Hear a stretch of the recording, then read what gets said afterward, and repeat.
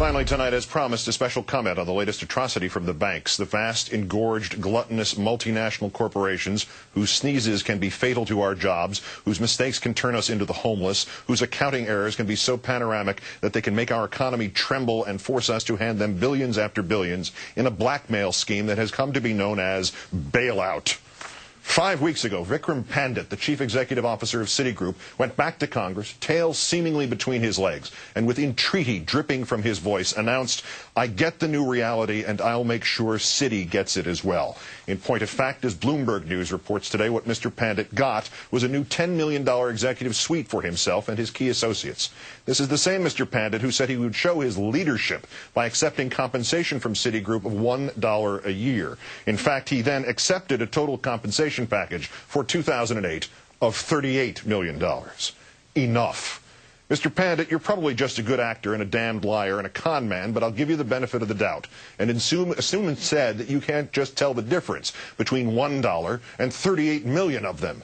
That would certainly explain the maelstrom into which you and your colleagues at Citi and your counterparts elsewhere have gotten us, including the vast majority of us who are just innocent bystanders. Your bank says your new $10 million office is part of a global strategy of space reduction that will ultimately save billions, consolidating 2 floors of offices into one, they say. You know, this does not need to cost more than about $50 in boxes. And it seems entirely appropriate to also remind everyone, sir, that this promise could be fulfilled by Citi saving $2 a year for a billion years.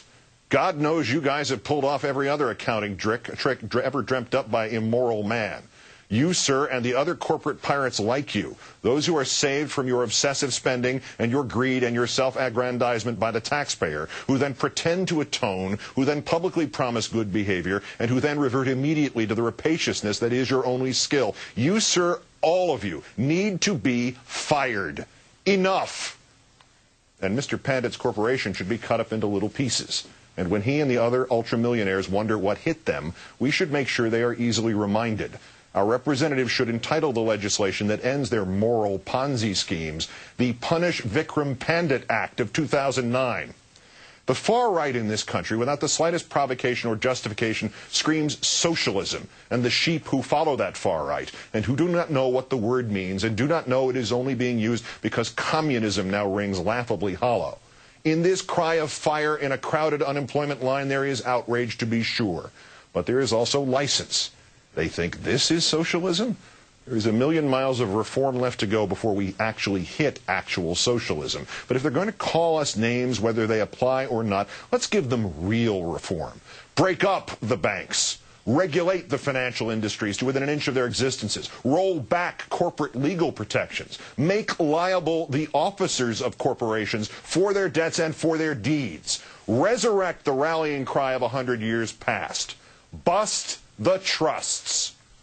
AIG gives failure bonuses to those cretins whose dalliances in derivatives brought the company and part of the nation to her knees.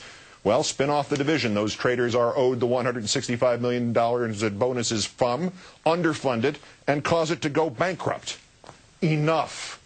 Let those with bonuses owed stand in a line before a bankruptcy referee or judge and wind up just as you and I would, with half a cent on the dollar. Northern Trust fires 450 employees in December, then takes $1.6 billion in bailout money, then sponsors a golf tournament, then flies hundreds of clients to Southern California for private Oscar parties, including the renting of an airplane hangar and the hiring of the group Earth, Wind and Fire.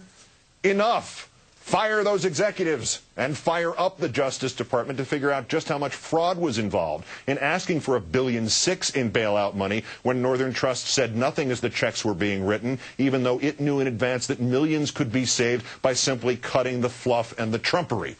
13 more companies that took bailouts, signed the mandatory documents that said they owed no back taxes, lied, turned out, per Congressman John Lewis of Ways and Means today, lied. They owe, just among those 13 firms, $220 million in back taxes.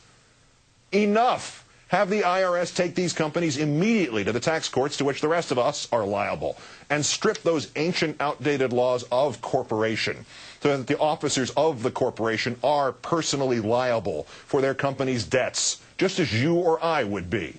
And if the monopolies of radio or television rear up to support the corporate structure to say a contract is a contract, even though that is not true for a union these days, only for an AIG trader, Take the invisible, unused sword of Damocles they still fatuously insist is hanging over their heads and make it real. Enough. Make sure both sides are heard. Re-regulate the radio and television industries to limit station ownership and demand diversity of management and product. Reinstate the old rules that denied one man all the voices in one public square. End all waivers of multiple ownership of television stations and networks and newspapers in the same market. And yes, if a voice of the privileged classes unfairly uses his cable platform to call our neighbors who are the victims of all this losers, to insist he alone speaks for the real people, or if another indicts without equal time for defense a particular elected official and then offers himself as a candidate for that very official's seat in violation of all canons of good or even fair broadcasting, then tell the cable industry that the free ride is over and it is time that it too be regulated by the FCC. Enough.